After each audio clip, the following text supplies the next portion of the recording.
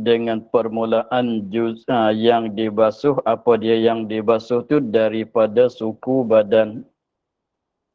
Daripada suku badan, daripada juzuk badan.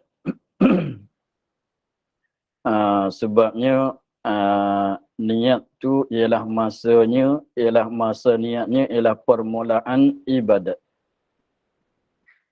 Permulaan ibadat, kalau begitu tak dapat tidak niat itu mesti pada permulaan basuh satu juzuk daripada badan.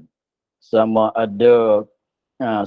ada kepalanya, ini sama ada juzuk itu, suku itu ialah kepala atau kaki atau lain daripada keduanya. Jadi maknanya mesti kita kena niat pada permulaan air datang kena satu juzuk daripada badan kita. Itu masa kita niat.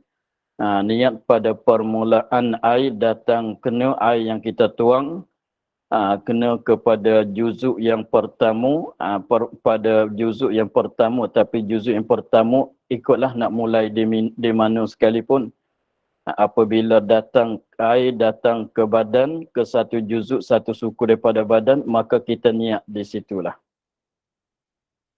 Tetapi jika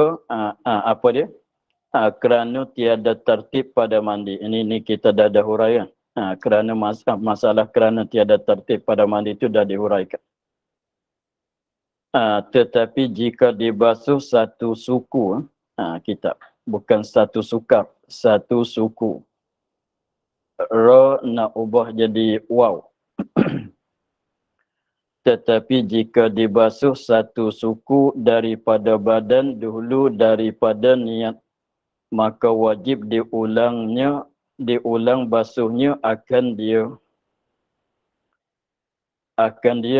suku yang dibasuh dahulu daripada niat. Dengan maknanya dia syarat tadi tu, syarat kena niat pada permulaan basuh suku badan tu ialah syarat nak jadi suku itu jadi basuh. Syarat nak hasil basuh pada suku itu. Contohnya kalau kita mula tuang air kat kepala masalah. Tetapi ketika tuang air kat kepala kita tak mulai niat lagi. Hanya kita mulai niat tu pada ketika selepas pada kepala tu kita tuang kat bahu masalah, kita baru niat. Maka di kepala tu tidak kebilangan lah sebab dia tu dibasuh sebelum pada niat. Jadi mulai kat dada, kat bahu itulah baru jadi basuh. Baru jadi basuh. Mana di kepala tu mesti diulang balik. Jadi syarat katanya mesti kena niat pada permulaan basuh suku badan tu supaya suku yang permulaan tu jadi mandi terus. Kalau tidaknya, kalau kita tuang kat kepala tak niat lagi, tuang kat dada pun tak niat lagi, baru apabila tuang kat kaki barulah kita niat. Maka jadi kaki itulah permulaan basuhnya.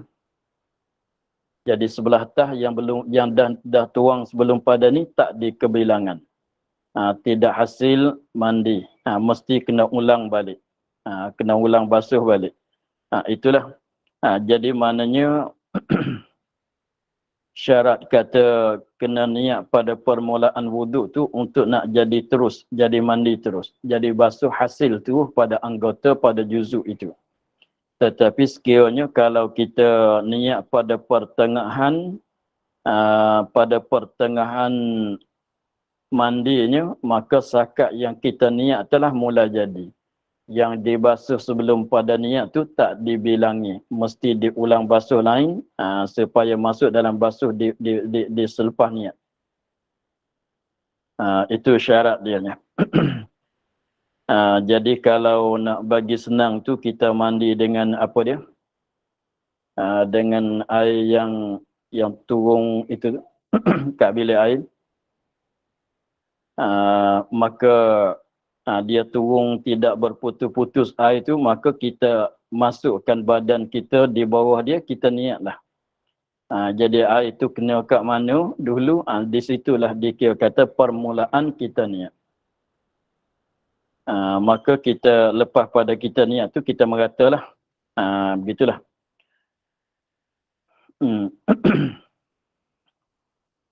Faidatun.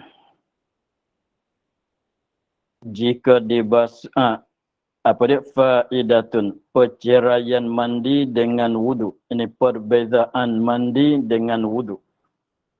Ini faedah nak menyatakan perkara-perkara yang berbeza, perbezaan di antara mandi dengan wudu. Maka sah wudu dengan niat nawaitul wudu.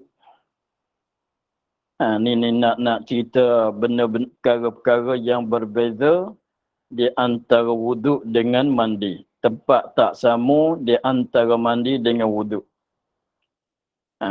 Dia wudu dengan mandi ada tempat yang sama, ada tempat yang tak sama. Yang tak sama tu kita panggil dalam istilah fiqh panggil fawarik, perbezaan-perbezaan. Maka perbezaannya satunya, maka sah wudu dengan niat nawaitul wudu. Kita nak ambil wudu, kita niat saja aku ambil wudu, nawaitul wudu.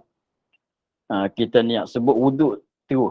Nawaitu saja aku al-wudu akan wudu. Sengaja aku akan wudu. Kalau nak betul asalnya, terjemah sengaja aku akan wudu. Tapi kita terjemah saja aku mengambil wudu. Tapi kalau nak asalnya, sengaja aku akan wudu. Mana aku tuju kepada wudu. Dan tiada sah pada mandi nawaitul ghusla. Kalau niat wudu, nawaitul wudu. Kalau mandi, nawaitul ghusla. Tetapi kalau wudu sah. Tapi kalau mandi, tidak sah. Kata nawaitul ghusla, tidak sah. Kenapa? Ini dah ada masalah ni dah sebut dah dulu.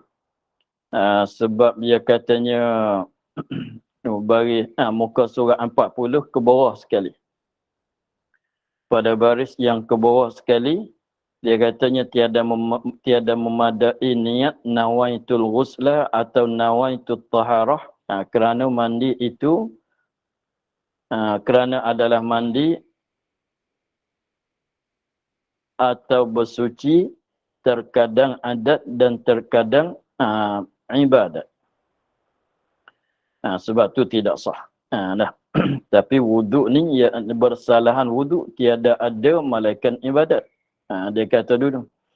Maka dengan sebab tu kita niat saja aku mengambil wudu, nawaitul wudu saja aku sengaja aku akan wudu, itu memadai. Sebab wudu tidak ada malaikat ibadat saja.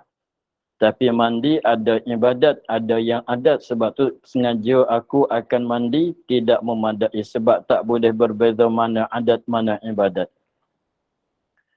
Itu satu perkara yang berbeza di antara wudu dan mandi. Satu lagi. Tiada sah dan tiada sah pada mandi nawaitul ghusla atau nawaitut taharah. Seperti dululah. Abi, itu satu perbezaan. Dan sah wudu dengan diniatnya nawaitu raf'al akbar dengan tersalah.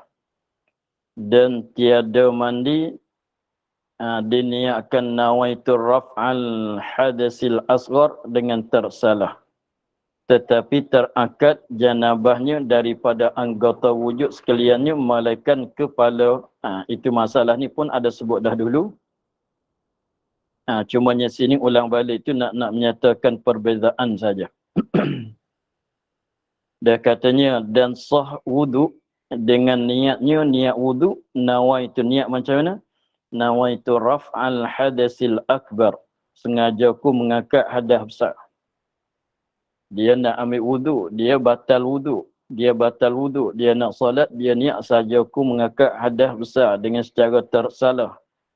Dia niat dalam hati niat saja aku mengangkat hadas besar dengan secara salah, maka wuduk dia walaupun niat begitu salah, maka sah. Sebab dia kita kira katanya yang besar, yang kecil tu masuk di bawah yang besar. Sebab apa? Sebab mandi kita kira kata besar sebab dia basuh seluruh badan. Wuduk kita kira kata kecil tu sebab tak seluruh badan. Sebab tak seluruh badan. Kalau begitu maknanya kalau kita mandi, ada ke tidak dalam mandi tu itu basuh muka? Ada basuh tangan, ada basuh kaki. Dan juga kita niat mandi, kita niat basuh kepala, maka basuh lebih kuat dan maka basuh tambahan di atas sapu kepala.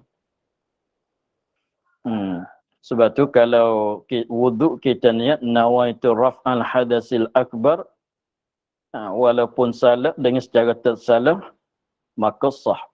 Tapi jangan sengaja. Jangan sengajalah. Kalau sengaja tu tidak sah juga sebab jadi bermain-main dalam ibadat. Bermain-main pada ibadat tu haram. Nak main-main, nak buat nakal-nakal dalam bab ibadat tu haram. Tidak sah. Maka nak main-main macam mana? Dia sedar dia nak ambil wuduk tapi dia sengaja niat nawaitu raf'al hadasil akbar. Maka itu tidak sah. Jadi bermain-main pada ibadat.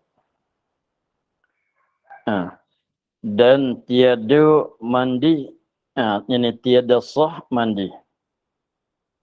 Dan tiada mandi, ini tiada sah mandi diniat nawaitu raf'al hadasil akbar, hadasil asghari dengan tersalah. Ini masalah ni dah sebut sebelah atas. Tetapi terakad janabah seorang daripada anggota wuduk sekaliannya melainkan kepala. Sakat tu saja. Maka yang lain tak terakad, kena basuh lain. Itu dua yang berbeza. Dan sunat pada wuduk itu tajdid. Ini perbezaan lain pula. Pada bab wuduk ada sunat tajdid. Pada masalah wuduk ada sunat tajdid. Walaupun kita tak batal wuduk sekalipun, tapi kita wuduk yang pertama kita dah solat dengan wuduk, kita ambil wuduk kita dah solat. Walaupun tak batal, apabila ada nak solat sekali lagi pula sunat kita mentajdidkan untuk nak jadi katanya satu wuduk satu solat, satu wuduk satu solat. Maka sekiranya kalau kita tak batal tapi kita dah semayang satu kali dengan wuduk kita, walaupun kita tak batal, dengan sebab kita tak batal maka disunat kita ambil wuduk pula sebagai wuduk tajdid. Dan tiada sunat pada mandi itu tajdid. Mandi tak sunat tajdid. Wuduk ada sunat tajdid, pada mandi tak ada sunat tajdid. Ini satu perkara yang berbeza. Dan wajib pada wuduk itu tertib. Dalam wuduk ada wajib tertib, dalam bab wuduk ada wajib tertib, dan tiada wajib pada mandi itu tertib. Pada mandi tidak ada wajib tertib. Jadi maknanya tertib pada wuduk jadi rukun, mandi tertib pada mandi tak jadi. Tak ada tertib. Mana-mana anggota pun sama. Sebab kaedah yang semalamnya ialah tidak ada tertib pada anggota yang satu. Tidak ada tertib yang wajib pada anggota yang satu. Dan sunat pada wuduk, ini satu perkara lain pula. Dan sunat pada wuduk itu satu mud, satu cupak. Dan pada mandi itu satu kilah, yakni satu gantang. Jadi kita guna air, yang sunat pada wuduknya kita gunakan air sebanyak satu cupak. Maknanya kalau lebih, satu cupok tu dengan secara lebih kurang lah. Kurang sedikit tak mengapa, lebih sedikit pun tak mengapa. Jadi bukan kata nak secupok betul-betul tu tak boleh kurang langsung, tak boleh lebih langsung. Bukan dia. Maknanya secupok tu yang ni lebih kurang. Nah, lebih kurang tu satu cupok. Takriban lebih kurang. Kurang sedikit, lebih sedikit tak mengapa. Maka pada bab wuduk tu sekiranya kalau kita jimatkan air sehingga kita guna separuh cupok saja masalah, maka itu adalah makruh. Kalau kita lebih banyak daripada satu mud tu pun dimakruhkan juga. Dan pada mandi kita guna airnya ialah satu gantang. Dengan secara lebih kurangnya satu gantang air kita guna untuk mandi. Jadi dah boleh tu sebab dia masa kita tuang tu jangan tuang jadi besar lah. Kita tuang jadi kecil seperti mulut kendi masalah. Dia boleh kita jemakkan air. Yang biasanya kita kena guna air banyak tu sebab kita sekali tuang tu banyak air yang turun kat badan. Maka nak bagi cukup dengan sakatan secupok pada wuduk, satu gantang pada mandi, kita kecilkan tuangan. Boleh sampai. Intaha, selesai, habis. Ini nakal daripada Manawi. Intaha Manawi maknanya perkara yang disebut tadi itu dinakal daripada, itu perkataan bagi Syekh Manawi. Dan ditambah pula, tambah di atas yang disebut oleh Manawi. Tiada hasil wuduk itu diulang-ulangkan wuduk 3 kali taslis. Bukan. Salah. Tiada hasil wuduk itu diulang-ulangkan wuduk 3 kali. Tiada hasil taslis. Taslis tu kembali pada hasil. Maknanya tiada hasil taslis.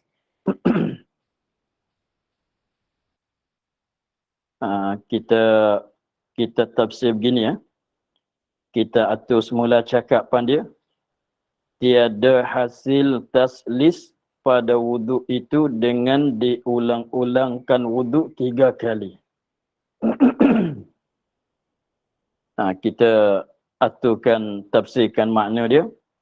Yani tiada hasil taslis. Yani tiada hasil taslis. Yani tiada hasil taslis pada wuduk itu. Pada wuduk itu dengan diulang-ulangkan wuduk 3 kali.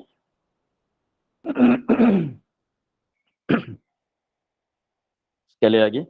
Tiada hasil taslis pada wuduk itu dengan diulang-ulangkan wuduk 3 kali. Tidak hasil taslis. Dengan secara kita ulang-ulangkan wuduk 3 kali.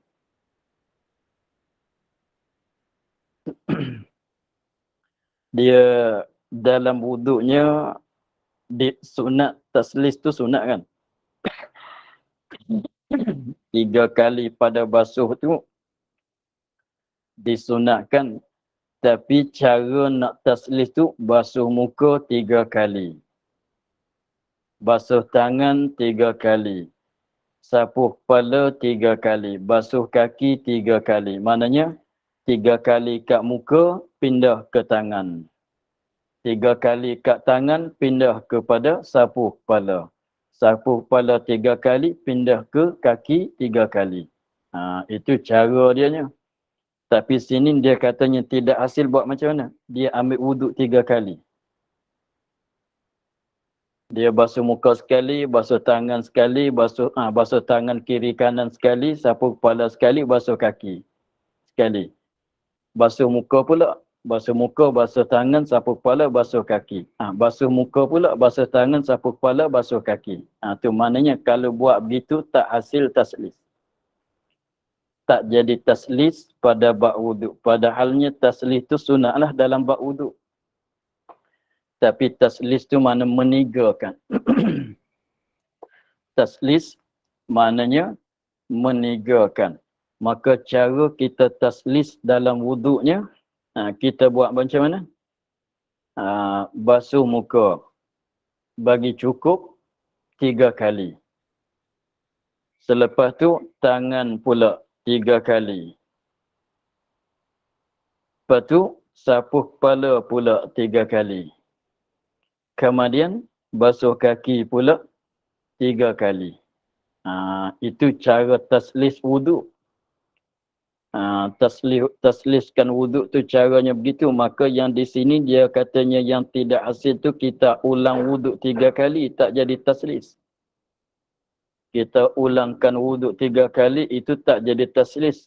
Mana rupa yang dia sebut yang kata tak jadi, dia buat macam mana? Diulangkan wuduk 3 kali.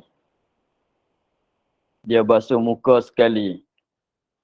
Selepas dah sekali basuh muka, terus kepada tangan. Saya basuh tangan sekali. Selepas dah basuh tangan sekali, sapu kepala sekali pula. 1 kali. Kemudian dia basuh kaki 1 kali. Kemudian ulang balik. Tu ulang wuduk dia kata. Ulang balik. Basuh muka pula sekali, basuh tangan pula sekali, basuh sapu kepala pula sekali, basuh kaki pula sekali. 2 kali ulang. Sekali lagi pula. Basuh muka sekali, basuh tangan sekali, sapu kepala sekali, basuh kaki sekali pula. Tapi kalau kira bilangan tu, muka 3 kali tak kita basuh. Rupa yang tadi lah. Sekali muka, sekali tangan, sekali sapu kepala, sekali basuh kaki. Sekali lagi pula. Muka sekali, tangan sekali, kepala sekali, kaki sekali. Muka sekali, tangan sekali, kepala sekali, kaki sekali. Kalau kita kiranya, pada bilangan 3 kali basuh di muka, di tangan, di kepala, di kaki, hasil ke tidak 3 kali? Jawabnya hasil 3 kali. Tapi cara begitunya tidak hasil tertib atas list pada bab wuduk. Yang nak jadi taslis pada bab wuduknya apa dia? Selesaikan 3 kali basuh muka, barulah kita masuk pada basuh tangan. Selesaikan basuh tangan 3 kali, barulah kita masuk kepada sapu kepala. Selesai 3 kali sapu kepala, barulah kita terus masuk kepada kaki. Tapi telinga pun macam tu juga. Itu cara taslis di bab wuduk. Dan hasil mandi 3 kali. 3 kali. Dan hasil mandi 3 kali sunat taslis. Jadi kalau mandi kita buat macam wuduk tadi, hasil taslis pada bab wuduk. Pada bab mandi. Contohnya begini. Contohnya kita mulai tuang air kat kepala. Permulaan kita mandinya, kita tuang air kat kepala terus sampai ke kaki. Sekali. Dan mulai di kepala pula turun sampai ke kaki. 2 kali. Mulai di kepala pula turun sampai ke kaki. Jadi maknanya 3 kali jirus, 3 kali meratai badan. Jadi maknanya 3 kali mandilah pada maknanya. Maka itu hasil taslis. Dia bab mandi, dia tak mesti begitu. Kita tuang di kepala saja 3 kali, tuang kat dada saja 3 kali, tuang kat kaki pula 3 kali. Dia tak mesti begitu. Jadi maknanya kepala turun sampai ke kaki straight. Bilang 1 kali. Mulai di kepala pula. Mulai di kepala turun sampai ke kaki sekali pula. Mulai di kepala turun sampai ke kaki. Jadi maknanya 3 kali begitu. Semula daripada kepala terus pada kaki 3 kali. Maka hasil taslis pada bab mandi. Tapi kalau wuduk jangan buat begitu. Muka, kaki, tangan. Muka, tangan, kepala, kaki. Lepas tu muka, tangan, kepala, kaki. Muka, tangan, kepala, kaki. Kalau wuduk itu tak asyik. Jadi wuduk nak taslih dia ni. Muka, muka, muka. Soalan cakapnya gitu. Mana basuh muka, basuh muka, basuh muka. Basuh tangan, basuh tangan, basuh tangan. Sapu kepala, sapu kepala, sapu kepala. 3 kalinya begitu.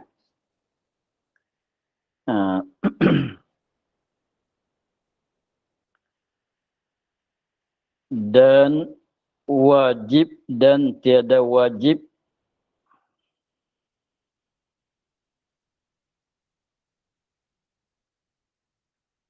dan tiada wajib dan tiada wajib wuduk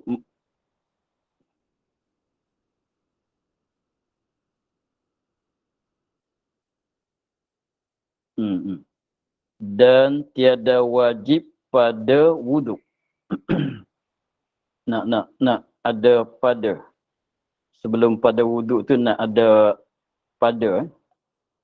Dan wajib pada wuduk. Dan tiada wajib pada wuduk. Dan tiada wajib pada wuduk. Tambah pada. Naknya dan tiada wajib pada wuduk.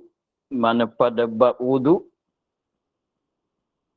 Dan tiada wajib pada wuduk menyampaikan kepada batin bulu janggut. Jadi ketika kita basuh muka itu, sekiranya bagi orang lelaki yang janggutnya tebal, orang lelaki yang janggutnya tebal, maka tak wajib sampai ke batin. Hanya memadai basuh sekadar sakatan zahir saja. Itu pada bab wuduk. Dan tiada wajib pada wuduk menyampaikan air. Menyampaikan air kepada batin bulu janggut dan tali tudung yang tebal. Tapi naknya orang lelaki lah.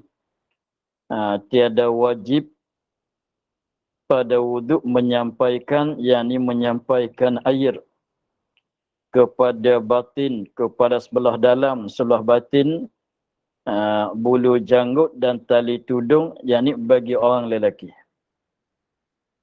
Janggut dan tali tudung bagi orang lelaki. Maklumlah dalam bab wuduk sana.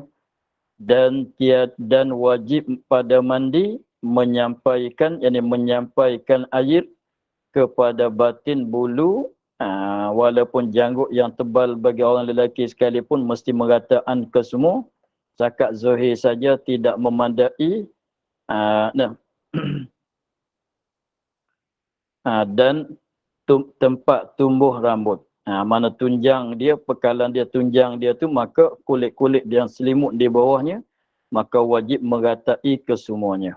Itu perbezaan di antara wuduk dengan mandi. Ni kita dalam istilah fiqh panggil apa? Fawarid. Fawarid, farak artinya perbezaan di antara mandi dengan wuduk. Habis. Kedua daripada fardu mandi.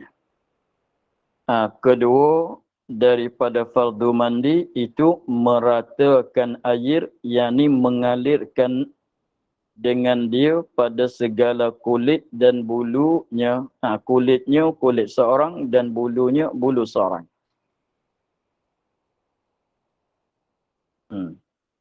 Keduanya fardu mandi. Mandi ni katanya yang kedua meratakan dengan air.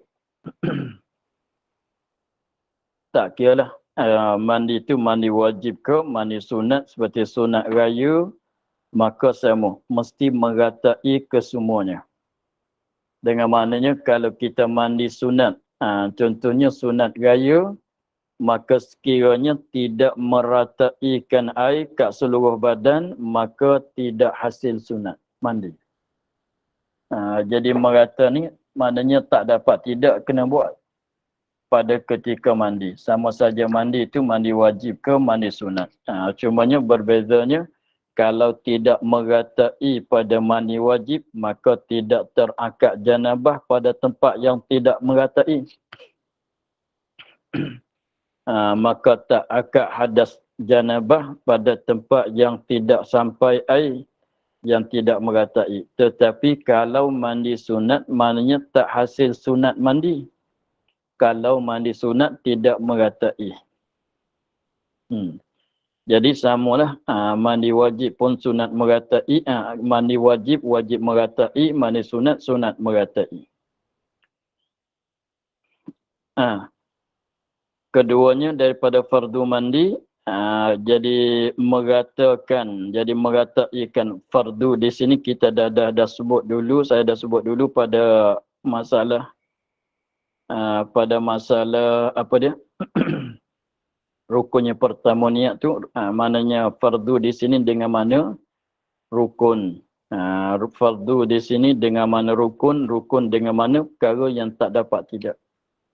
Perkara yang tak dapat tidak dengan mana mala buddha minhu. Meratakan dengan air. Maklum air apa dia? Meratakan dengan air. Apa maksud dengan air? Dengan air apa? Meratakan dengan air apa?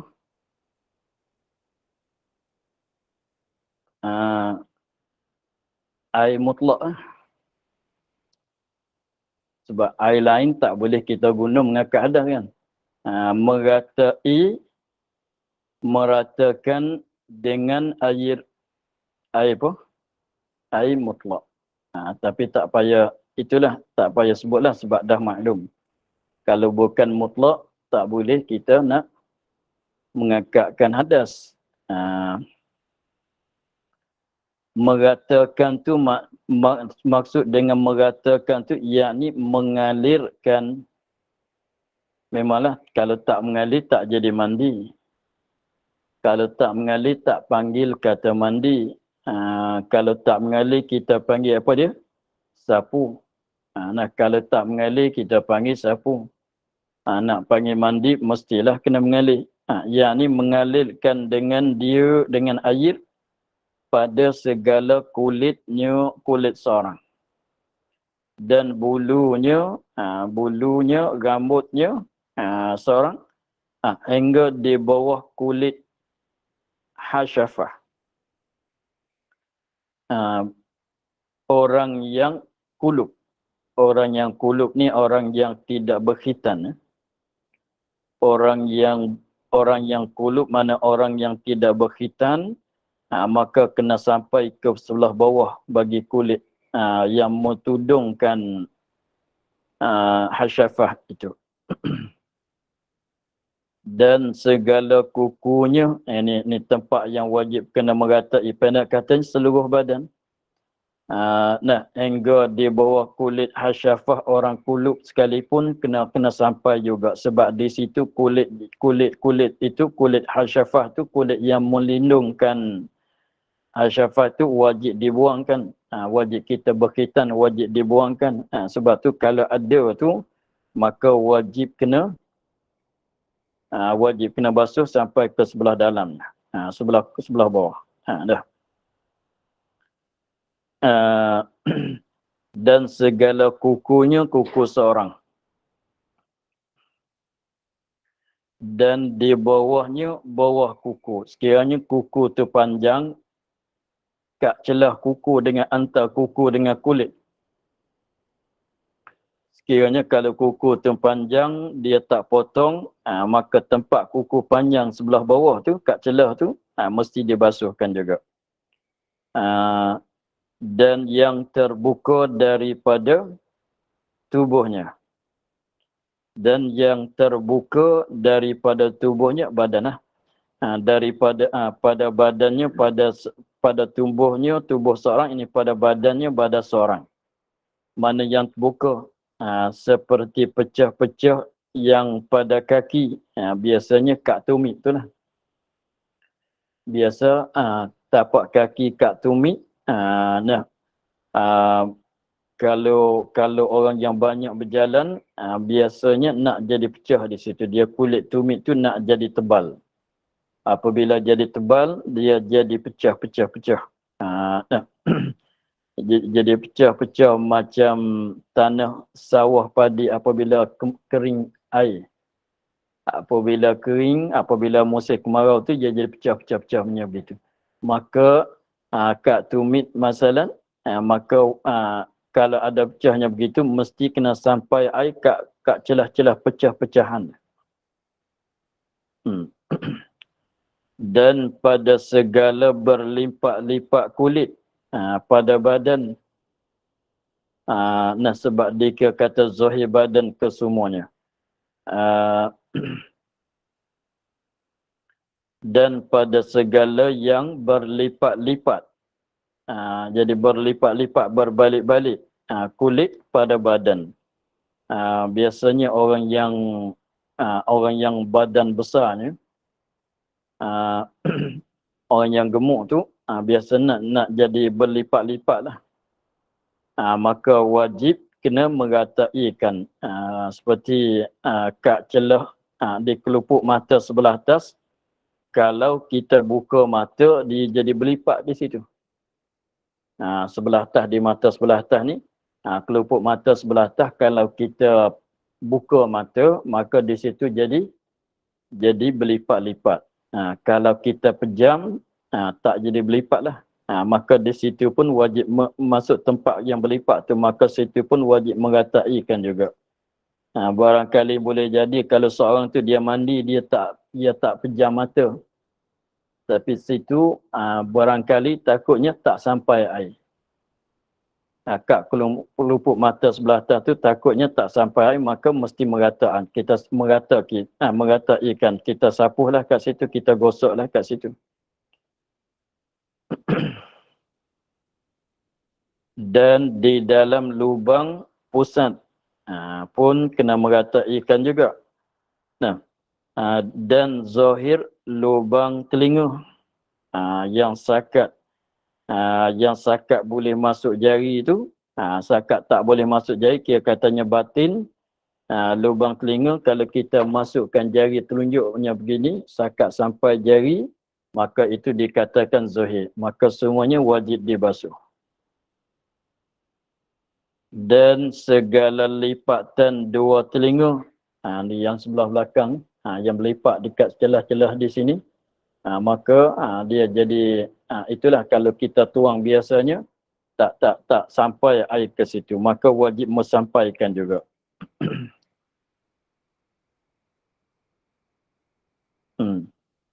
Dan pada hidung yang terpotong, zohir hidung, zohir mana yang zohir pada hidung, dan pada hidung ni yang zohir pada hidung yang terpotong. Maka sekiranya sini, kalau asalnya dia bersambung, maka sekiranya kalau kita potong di sini, maka di sini tu tempat yang kena laluan pisau, maka situ pun kena basuh juga.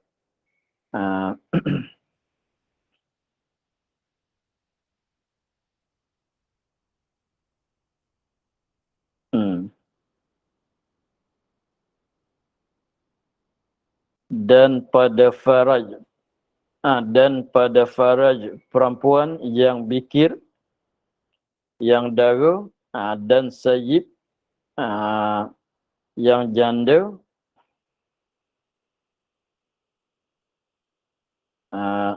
dikatakan sayyib di sini bukan janda, maknanya yang dah dijimukkan.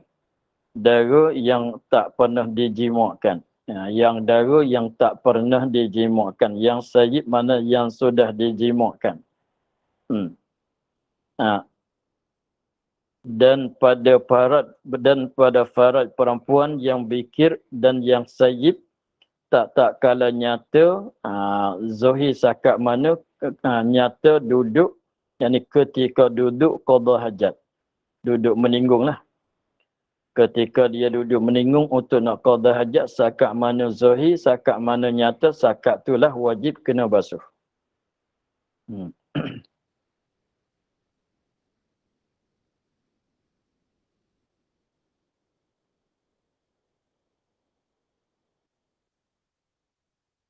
dan hidung.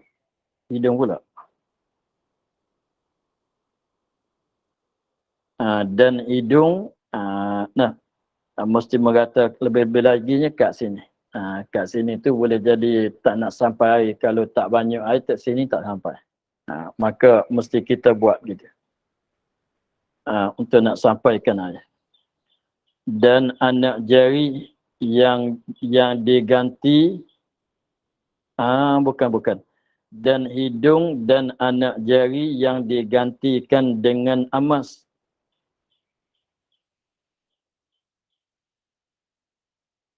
Pada orang yang terpotong. Sikit lagi ya. Dan pada hidung dan anak jari ini. Atau anak jari. Dan tu dengan mana atau.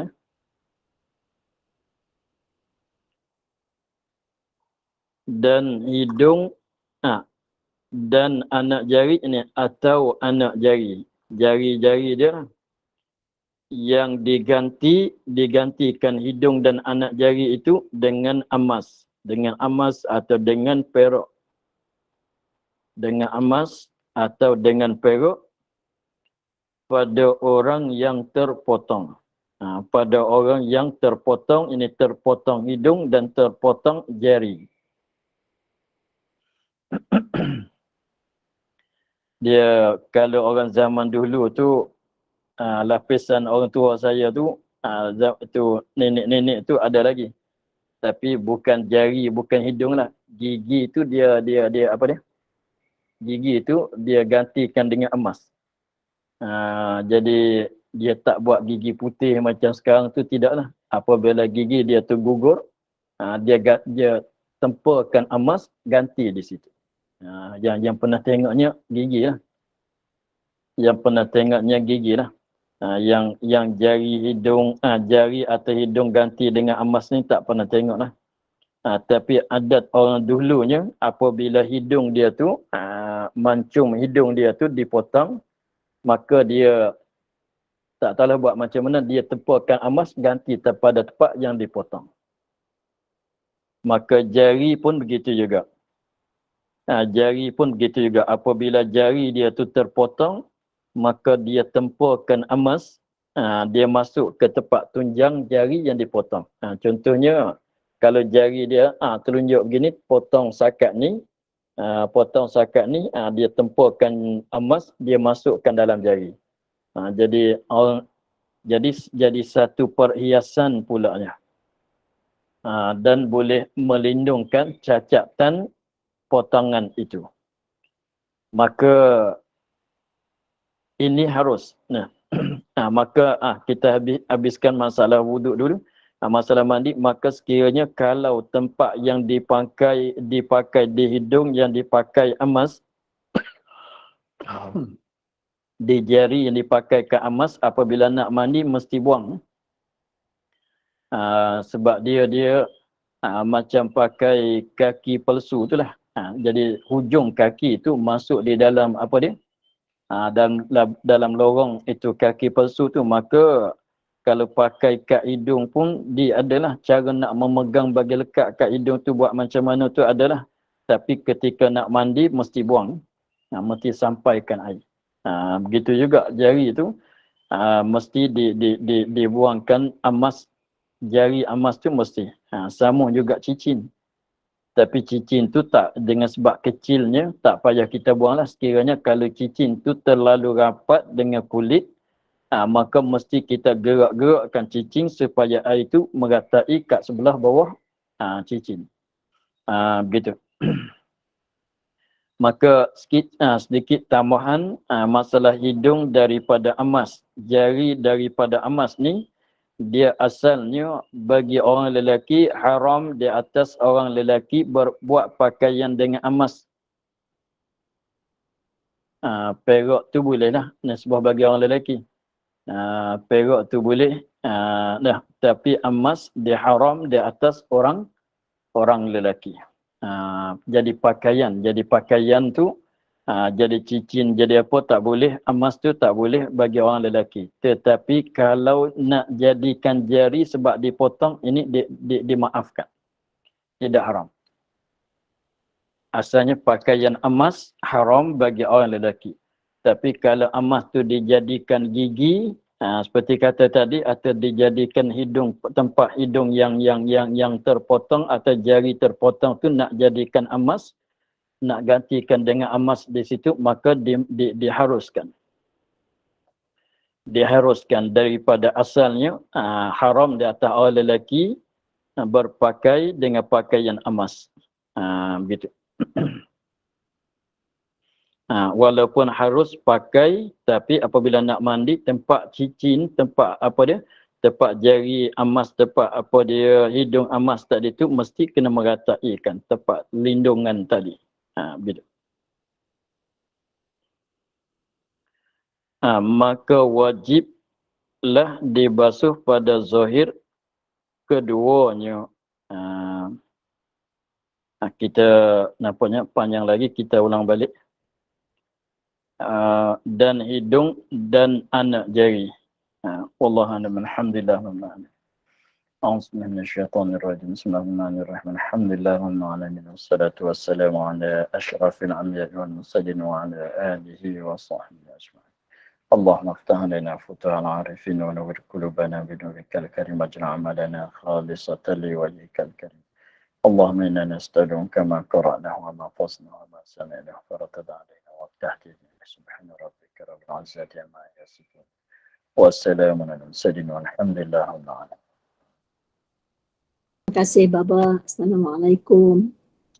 Terima kasih Baba. Assalamualaikum. Terima kasih Baba. Sama-sama. Terima kasih bang. Terima kasih Baba. Assalamualaikum. Assalamualaikum.